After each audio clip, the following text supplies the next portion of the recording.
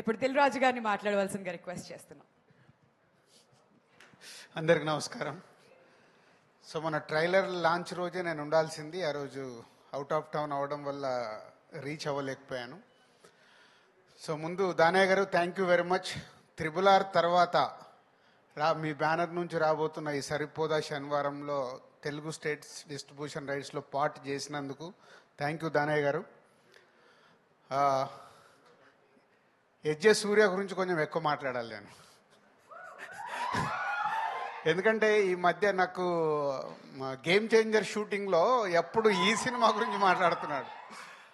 Gap వచ్చినప్పుడల్లా ఈ సినిమాలో సీన్స్ చెప్పడము, హీరోకి నానికి ఎజ్జే సూర్యకు జరిగే టిట్ ఫర్ టాట్, ఇద్దరు పోటాపోటీ చూస్తేనే అర్థమవుతుంది ట్రైలర్లో.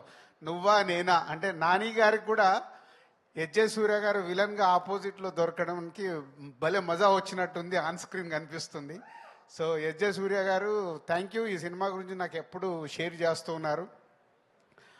పోతే ఈ మధ్య ట్రైలర్ లాంచ్ అయినప్పుడు ఇందాక నేను చెప్పినట్టు ఆ రోజు బెంగళూరులో ఉన్నాను.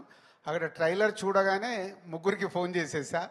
ఒకటి దానయ్య గారికి థ్యాంక్స్ చెప్పడానికి, అండ్ నానికి కూడా అంతే చాలా బాగుందని చెప్పా. బట్ డైరెక్టర్ సర్ప్రైజ్ చేశాడు. ఈ ట్రైలర్ చూసినప్పుడు డైరెక్టర్తో ఎక్కువసేపు మాట్లాడాను, ఎందుకంటే ఆయన అంతకుముందు తీసిన సినిమాలు చూసాము, చాలా సాఫ్ట్గా పద్ధతిగా తీశాడు. ఈ సినిమాని తీసేశాడు.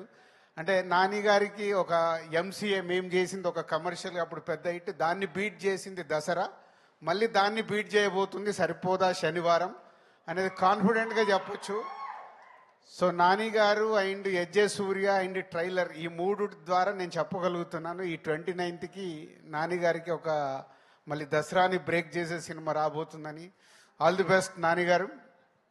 అండ్ సో ఈ 29th ప్రియాంక కానీ ఇంకా అదర్ ఆల్ ఆర్టిస్టులందరికీ all the best, and all టెక్నీషియన్స్కి all the best. Is going to blast on 29th. ఈ సినిమా మీకు హిట్ ఎంత అవసరమో మాకు సినిమా ఇండస్ట్రీకి కూడా అంతే అవసరం, కాబట్టి సినిమాని పెద్ద హిట్ కావాలని కోరుకుంటున్నాను. Thank you.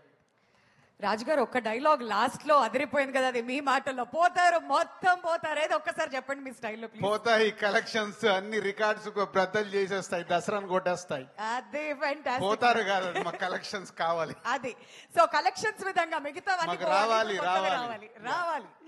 All right. So ఇంకా దాన్ని కొంచెం రెనోవేట్ చేసి చెప్పారనమాట. థ్యాంక్ యూ సో మచ్ రాజు గారు.